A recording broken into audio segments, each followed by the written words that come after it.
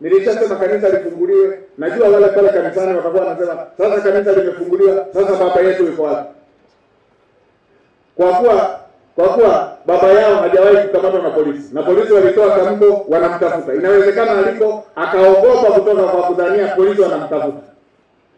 Naelekeza Mheshimiwa Rais alisamehe vijana ambao walionekana wamepita kwenye mkumbo bila kujua kinachofanyika.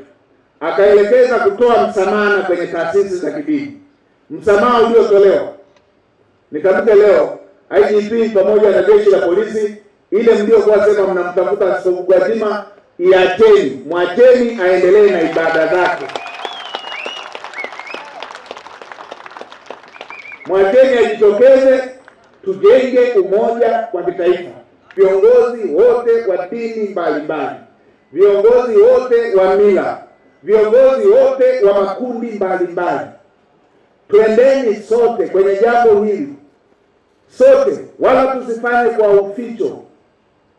Tujitokeze, tuhamasishe Tanzania yenye amani. Tusirudishe tena Tanzania kwenye historia ambayo haijawahi kuiona. Nimepata taarifa, jambo la ajabu kabisa. Jambo la ajabu kabisa. Yaani wapongeze viongozi wa mkoa wa Tabora, kuanzia mkuu wa mkoa na wasaidizi wake, ni wapongeze kwa kuchukua hatua. Wasingechukua hatua, wasingeliona hili, ningewafukuza wao leo. Alikuwepo tabibu mmoja, mganga mmoja pale Urambo.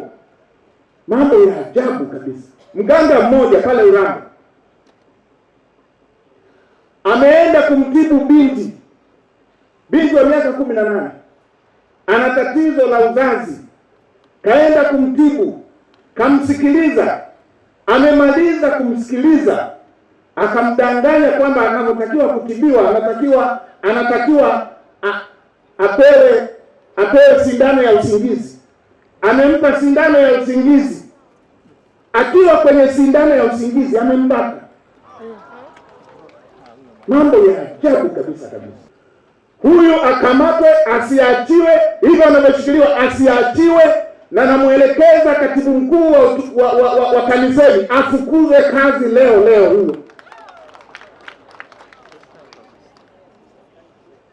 Na kama alisoma kwa mkopo, kama alisoma kwa kodi za Tanzania, Wizara ya Elimu wafuatilie kama alisoma kwa kodi ya Tanzania, huyu afilisiwe, fedha hizo zirudi. Hawawezi Watanzania wakatoa kodi yao kusomesha mtu akamfanyia Mtanzania unyama namna hii.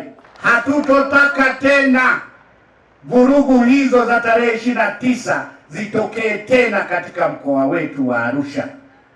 Na kuhakikishia tumejipanga, tutahakikisha tunawalinda Watanzania hawa, tunawalinda wananchi wa mkoa wa Arusha, tunawalinda watalii wetu, watu wawe salama na mali zao.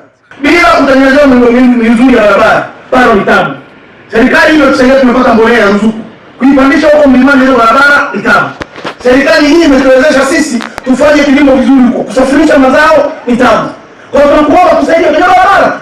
Sisi tutakulia kingine. Hao vijana hata kuomba shilingi dola hata niomba shilingi. Kwa sababu tumefunzwa kazi, tukitengeneza mazingira ya kufanya kazi, watu tunafanya kazi, tunachoomba ni barabara na maji na sio na maji. Au sio jamani? Namna hiyo.